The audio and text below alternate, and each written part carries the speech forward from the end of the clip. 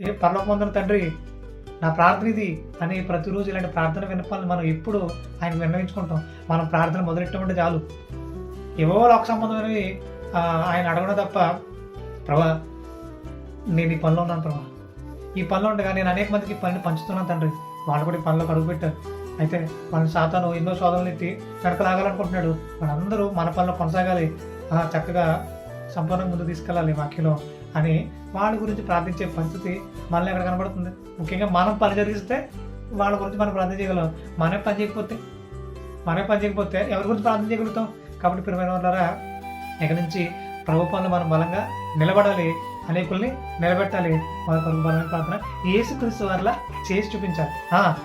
దేవుడు ఇలాంటి ప్రార్థన కోరుకుంటున్నాడు మన దగ్గర నుంచి. అంతేగాని ఏవో లోక సంబంధం అడిగితే నేను ఇచ్చేస్తాను అని ఆయన అక్కడ చెప్పలేదు. అడుగుడు మీకు ఇవ్వడం కూడా చాలాసార్లు మీకు చెప్పాను, ఆ ప్రసంగాలు కూడా మీరు వినండి. అడుగుడు మీకు ఇవ్వడం అంటే ఇది కాదు నాయన, ఏమి అడగాలి, ఇదిగో ఇలాంటి అడిగితే ఆయన ఖచ్చితంగా దయచేస్తారు, ఆయన పనిని మరింత విస్తరింపజేస్తారు. ఇలాంటి వివేకంతో కూడిన యేసుక్రీస్తు వారిలా ప్రార్థన చేయాలి. అలాంటి ప్రార్థన దేవుడు అంగీకరిస్తాడు విషయం మనకు అర్థమవుతుంది.